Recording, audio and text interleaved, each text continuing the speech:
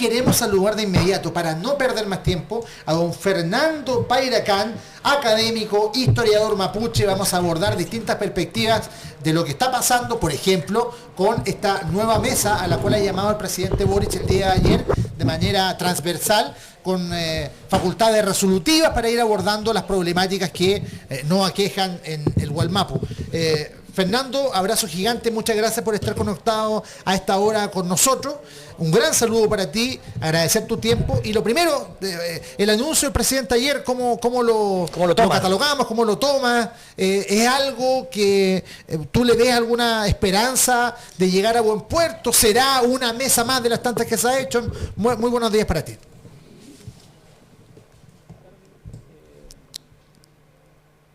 Yo creo que lo que sucedió ayer da cuenta de un poco también de la crisis política que tiene el sistema de partidos. Cuando uno ve la imagen en la que participan los actores involucrados en esta comisión, uno ve una amplitud de partidos políticos donde el centro está en disputa entre los partidos de derecha y la centro izquierda. Yo por lo menos ayer que estuve presente en la firma de este trabajo en La Moneda, como historiador me generó esa impresión, y por lo tanto la solución a este conflicto dentro de una crisis mucho mayor que vive Chile es mucho más conflictiva, creo yo, de lo que uno espera de la buena voluntad de lo que se dio ayer, y recae mucho la responsabilidad en dos personajes finalmente, que son Francisco Buenchumilla, creo yo, llamado un poco a ser como parte de este centro, y el ex ministro Moreno, que estaría dialogando con los sectores de la dispersión de la derecha, que por lo menos ayer se vio en distintos espacios, en distintos presidentes de partidos que ellos mismos firmaron, ¿no? Entonces, hay una buena voluntad, pero dentro de un sistema de partidos que está un poco en crisis o dispersión, por lo menos. Daniel. A ver, lo que me pasa con lo que tú me dices es cierta decepción, escucho yo en tus palabras, digamos, porque obviamente dices, aquí hay cuoteo político, como siempre hay, estamos de acuerdo. Se nota. ¿Ah, no? No veo ni decepción ni tampoco he dicho que es cuoteo político. Ya, es que es lo que entendí yo, parece que ando medio ahogado. No, está muy bien. Me parece que lo bueno que lo aclares, porque yo entendí que el sistema de político con partidos políticos da cuenta de un coteo. Entonces, si no lo crees... No, dijo que está convulsionado y en disputa al centro, porque el centro está en disputa. Sí, pero lo que digo, para la comisión es lo que me interesa que por favor, o sea, ¿confías en esta comisión? ¿Le das una oportunidad a esta comisión? ¿O es más de lo mismo como te preguntó en un principio Rodrigo? Y si puedes hablar un poquito, la jefa me dice que si puedes hablar un poquito más cerca del micrófono. Mira, yo lo que veo es que hay una oportunidad política para poder avanzar en esto. El gobierno por lo menos recupera las dos comisiones anteriores hechas, lo que fue ELWI, lo que fue la Comisión de Verdad Histórica Nuevo Trato, e intenta dar un impulso a una nueva dinámica que se está desarrollando a partir de incorporar actores transversales. Yo creo que eso es muy interesante. Pero este tema que es tan complejo, además que plantea el tema de la restitución de tierra, donde los agricultores tienen un rol muy importante en ello, se incorpora en un momento político que hay una dispersión del sistema de partidos. Y eso habla de una fatiga del sistema que hoy día estamos viviendo, lo cual hace que la posibilidad de que esto se pueda desarrollar tiene muchas complejidades, pero que hay una voluntad para desarrollarlo. Yo creo que eso es un poco. Bueno, Ley, por favor. No, me parece que haya estado ahí como mirando desde el palco la situación, porque nosotros estamos muy expectantes. Entonces, dentro de esas expectativas que tenemos de que sea un espacio para resolver, ¿cómo ves tú? Realmente, no solo desde las intenciones, sino que ¿se puede resolver esto desde tu mirada? ¿Tú dices las facultades que tiene? Sí, o sea, que él estuvo ahí, ¿sí? Y que ve, independiente de las intenciones, ¿sí? ¿Qué piensa él como historiador respecto a esto? ¿Cómo es su mirada histórica respecto a esto? Yo creo que ayer se ve que hay voluntad de los actores que están ahí.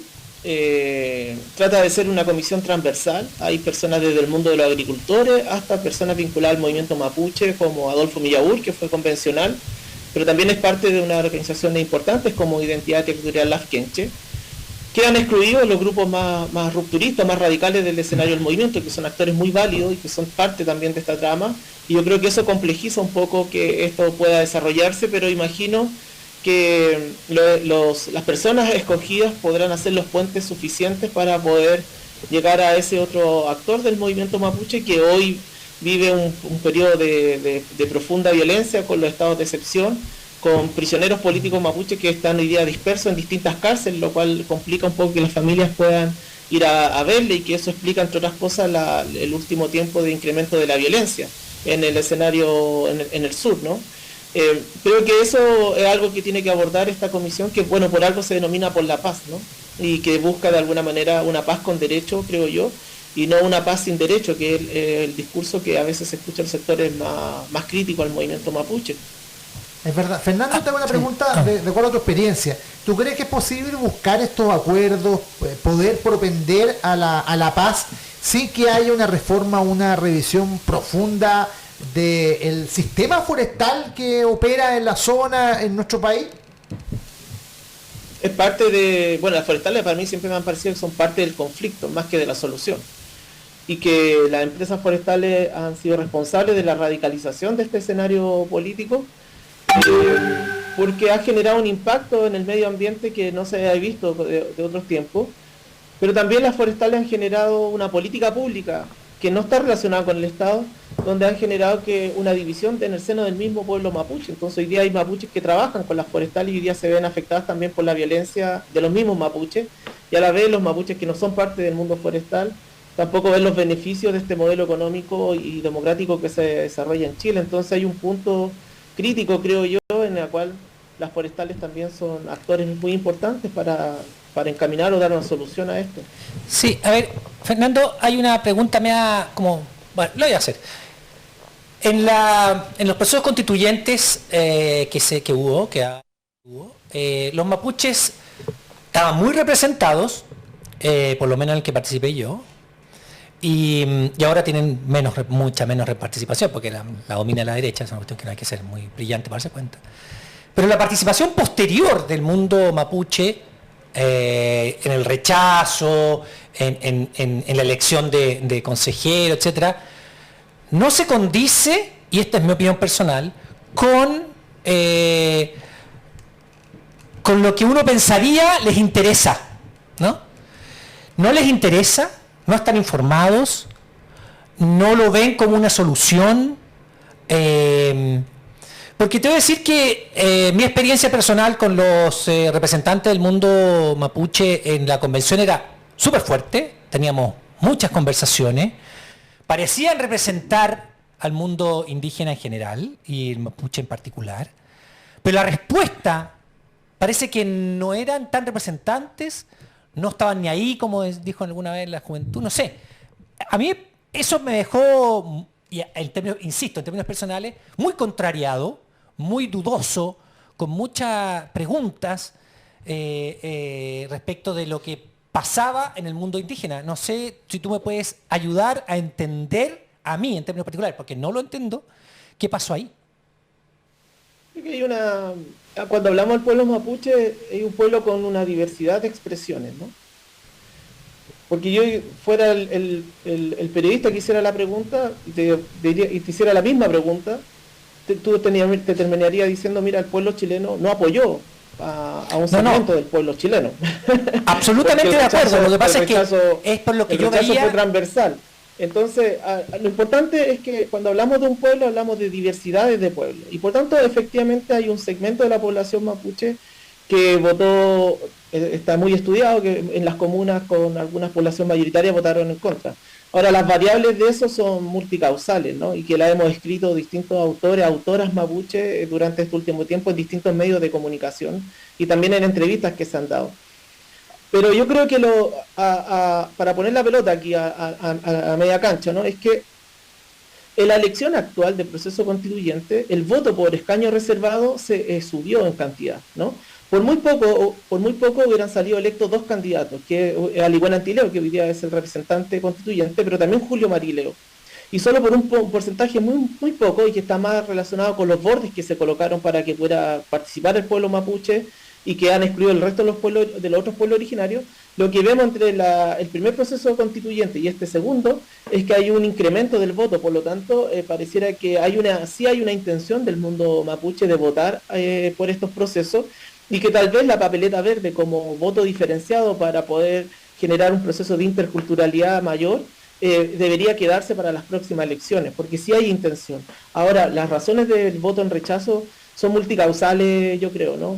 Tienes desde la importancia de la iglesia evangélica y el tema del aborto, que para una parte del mundo mapuche hoy día practica esa religión, la iglesia católica y el tema nuevamente del aborto, el tema del rodeo para un pueblo que practica también rodeo y también tiene una relación con los animales, ¿no? Que son su alimento. Entonces yo creo, en estricto rigor, es que también hay otras variables que se suman a que el mundo indígena haya votado, por lo menos de sus comunas, votara en contra, que son comunas particulares. Ese es el caso distinto a Rapa Nui, donde se votó a prueba, o también el caso de Santiago, donde hoy día, por distintas condiciones históricas, estimado, la población mapuche mayoritariamente es de Santiago, y lo que vemos en los lugares donde votan mapuche en Santiago es que por lo menos sí votan a favor de temas relacionados con la etnicidad, y en el caso de esta constitución anterior, la rechazada, pareciera que el voto fue más hacia la prueba. Por lo menos esto uno lo puede ver en esta segunda elección de Alihuela Antileo.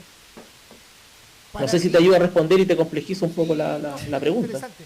Fíjate que la otra vez tuve una conversación con José Bengoa en este estudio, sí, hace poquito, un par de semanas, y nos hablaba de que también en la discusión de las temáticas de los pueblos originarios había que cambiar un poco el enfoque. Por ejemplo, él decía de que después de mucho reflexionar, para él el tema de la plurinacionalidad, que era algo relevante, José Bengoa, perdón, en el proyecto de constitución, tal vez para los propios integrantes de los pueblos originarios, no tiene el mismo valor que se le dio durante el proceso anterior. ¿Cómo lo observas tú? Entre el pragmatismo político y los bordes que se construyeron. Porque Alihuela Antileo, que es un mapuche que tiene una trayectoria dentro del movimiento, no es un desconocido. También está en un escenario político en que hay bordes que tú no puedes de alguna manera resquebrajar, ¿no? Y dentro de esos bordes, claramente, no está depuesto textual, pero uno lo puede inferir que el concepto de plurinacionalidad no es parte de este debate, ¿no? Y sí yo creo que Alihuela Antileo, Peñi va a tratar de consagrar otros tipos de derechos. Uno de lo que acaba de hacer la semana anterior es que poner el tema de la consulta indígena para temas de derechos. Eso es algo que en estos bordes no necesariamente se estaba incorporado, y con eso se pasan a llevar derechos que ya están ratificados por la República de Chile desde el año 2006.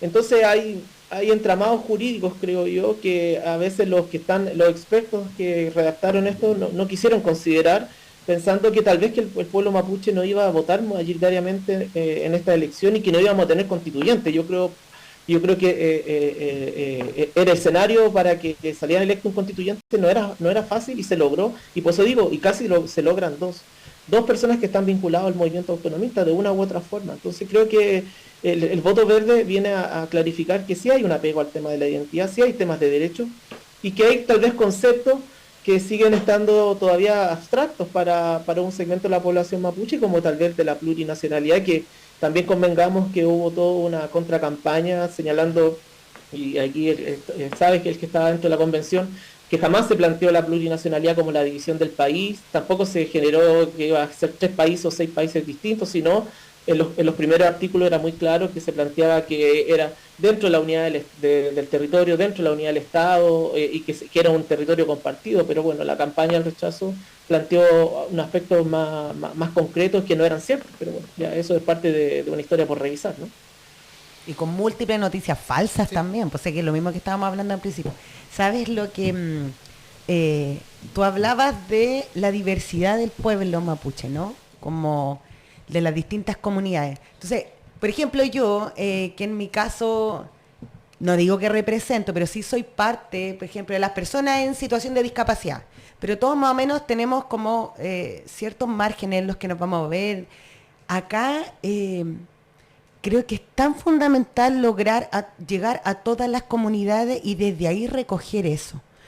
¿Cómo se puede lograr según tu visión, ¿no? Como tener esa poder escuchar y poder que se sientan las comunidades representadas para poder de alguna forma validar también el proceso.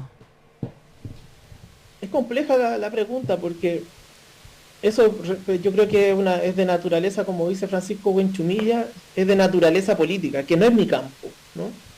Yo no soy un dirigente del movimiento y creo que no tengo la capacidad para poder responder a algo que ya es de la naturaleza política. Creo que hay organizaciones autonomistas, a lo menos 6 organizaciones. Están también los mapuches que participan en CONADI. Hay mapuches que hoy día son parte del gobierno y están desarrollando todo un trabajo político. Hay partidos de izquierda que se han abierto a incorporar indígenas. Yo me parece que del mapa de la izquierda el más avanzado por lo menos es Revolución Democrática en la Araucanía, donde ha incorporado a mapuches del movimiento dentro de sus listas, y eso permite que haya otro mapuche además en la convención, o que haya como Ñanco como una diputada, ¿no? Entonces creo que es un juego político que está en conformación. Y yo tengo todavía más suspicacias todavía de lo que se está desarrollando, más que certeza, ¿no? Entonces no me siento con las capacidades, honestamente, para poder responder esa pregunta que tal vez, como dice Francisco Buenchumilla, es de naturaleza más política, que no es mi campo. Pero en el fondo es estar expectante. Yo creo que el rol de nosotros, como pienso con otros hermanos, hermanas que de las escrituras, de la academia, es colaborar y favorecer para que los procesos se puedan ayudar a desarrollar de manera óptima o mejor. Y ahí es que nosotros nos ponemos un poco al trabajo de las dirigencias para que nos vayan planteando, que son los que de alguna manera están en el territorio, están en los parlamentos, y ahí lo que nosotros podemos hacer es contribuir nomás a lo que ellos vayan planteando, ¿no? Por las críticas también que por supuesto se van dando de la dinámica del pueblo mapuche, que siempre hay una visión constante de solicitudes en frente a un conflicto que es de larga data, ¿no? Es cierto aquello, por supuesto, y es un tema que nos va a dar para muchos debates y muchas discusiones. Hay un tiempo perdido enorme, que esperemos se pueda retomar. Y mi última pregunta, que tenía que ver con lo que conversamos acá nosotros antes de que tú ingresaras, que tiene que ver con la amplitud de la mesa. Algunos plantean hay que incorporar también a los grupos que están más radicalizados porque sin ellos no se logra la paz. Nos decía Daniel, pero eso no es tan cierto porque también si uno hace un grupo bien transversal, los violentos quedan aislados. ¿Cuál es tu posición a ese respecto? Mira, a mí me complica un poco la descalificación constante que hay sobre los grupos más radicales, ¿no? En torno a que son violentistas, terroristas. Yo creo que hay acciones de violencia que han puesto en jaque el tema de la vida humana, ¿no? Yo creo que ahí hay un punto de llegada del movimiento que tiene que cuestionarse, ¿no? Mapuches que han sido baleados porque trabajan en las forestales, casas que han sido incendiadas, iglesias que han sido también quemadas, agricultores heridos. Yo creo que es una dinámica que no contribuye a poder desarrollar los derechos colectivos, ¿no?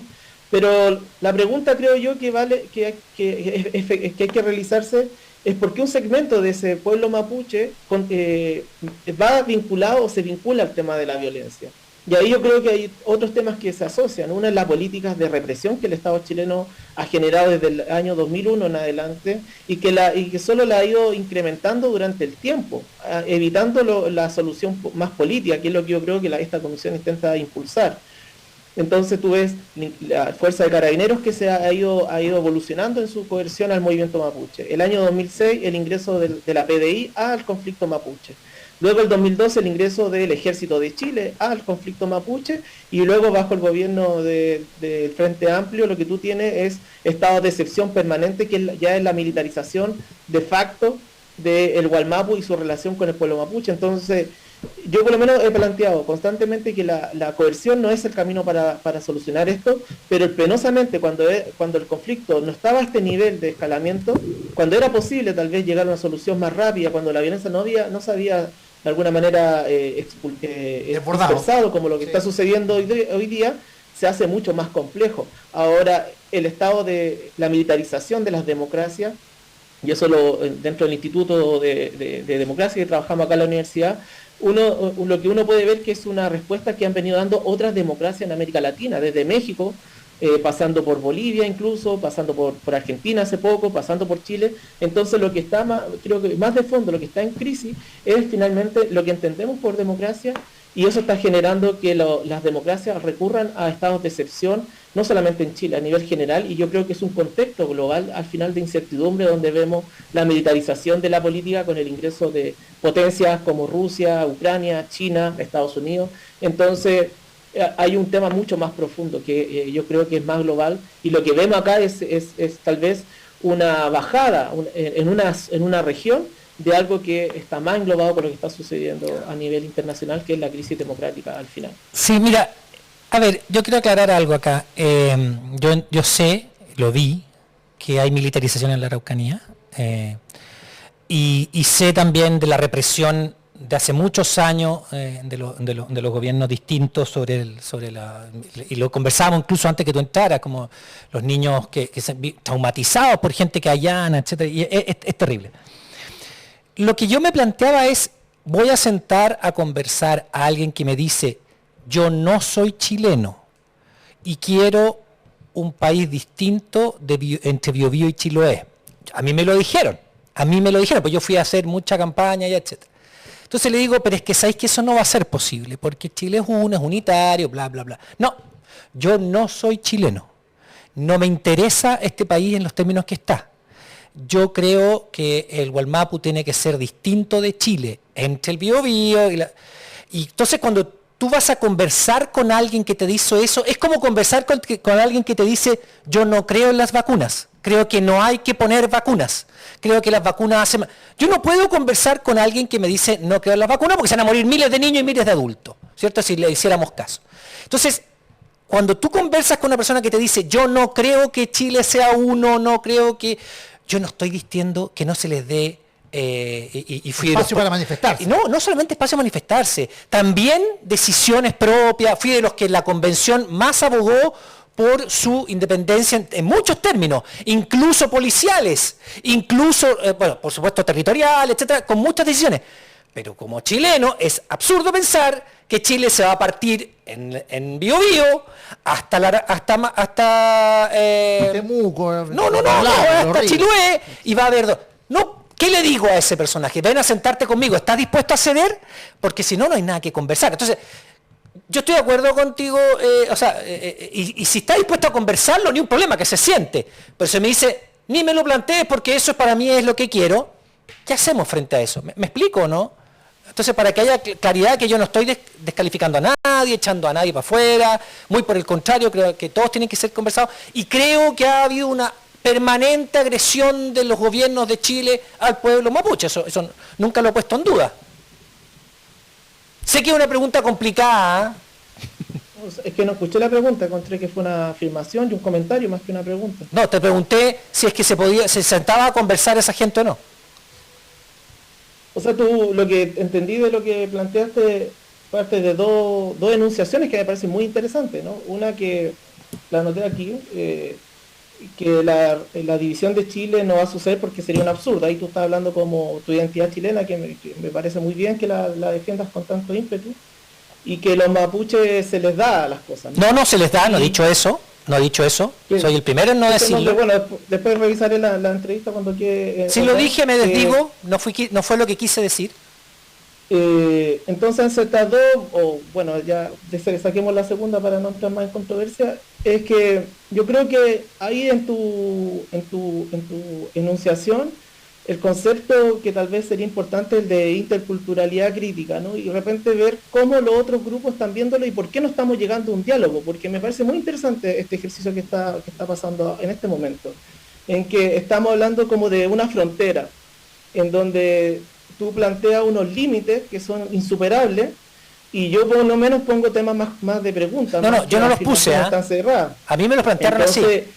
Yo creo que hay un segmento, y en efecto hay un sector del movimiento mapuche, como todo movimiento que se plantea desde la identidad, desde una noción de lo otro, donde hablan desde el Gualmapu, donde son de los territorios que en efecto tienen una visión muy crítica sobre la relación con el Estado chileno, porque su relación con el Estado chileno ha sido también muy violenta, ¿no? Sí. Constantemente ha sido una noción de una violencia que se ha ido reproduciendo, y donde las personas que viven en el Gualmapu, los niños tal vez que eran niños, hoy día son adultos que han vivido bajo un clima de violencia, Y sobre eso hay un movimiento autonomista que plantea la idea de la autonomía dentro de como derechos colectivos, derechos internacionales planteados, y que tal vez han afirmado en el nacionalismo mapuche, en esta idea del Gualmapu como un otro, como una diferencia, ¿no?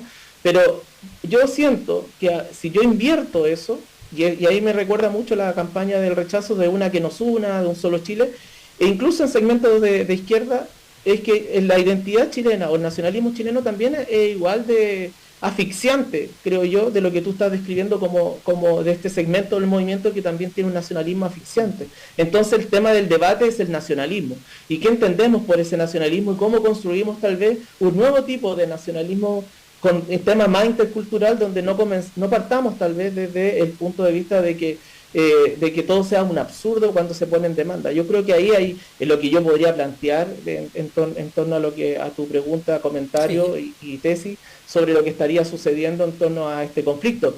Ahora, yo sí creo que hay un segmento del movimiento mapuche que a raíz de la violencia política del Estado y de la coerción se ha ido incrementando su nacionalismo, y los puentes tal vez para poder dialogar con personas no indígenas se hace mucho más compleja, y es solamente revisar los diarios de hoy día del movimiento mapuche independiente, ¿no? Auquín, revisar el diario de la coordinadora Arauco Mayeco, que ya se han pronunciado sobre esta comisión y ven que es una comisión, y la ven desde una perspectiva crítica, porque es un segmento mapuche que tiene no hay relaciones interculturales con ese segmento mapuche, ¿no? Ellos están en una posición mucho más crítica porque tienen prisioneros políticos, porque viven también los allanamientos en las comunidades y porque también han sido descalificados constantemente. Entonces, claramente, si no revertimos también las descalificaciones y los invitamos a dialogar y crear los instrumentos para que se sienten a dialogar, porque yo creo que esa es la tarea.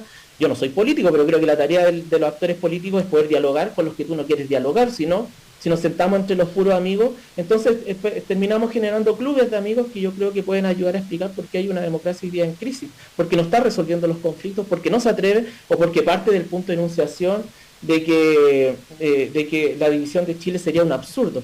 Claro que es un absurdo, no sé quién lo ha planteado, pero si hay un segmento del movimiento mapuche que ha incrementado su nacionalismo, yo creo que está muy, muy acorde con cómo ha sido la violencia de parte del Estado y también el no querer sentarse a dialogar con ellos. Es verdad, y comparto tu punto de vista. La política está para tender puentes y no para dinamitarlos, y tampoco para hacer clubes de amigos, un tema que está también con absoluta vigencia en el día a día de lo que estamos viviendo acá en el ambiente de la política contingente. Fernando Pairacán estuvo hoy en La Voz de los que Sobran, historiador, escritor mapuche. Muchas gracias por tus opiniones, por tu tiempo y por esta entrevista. Muchas gracias. Muchas gracias a ustedes, que estén muy bien.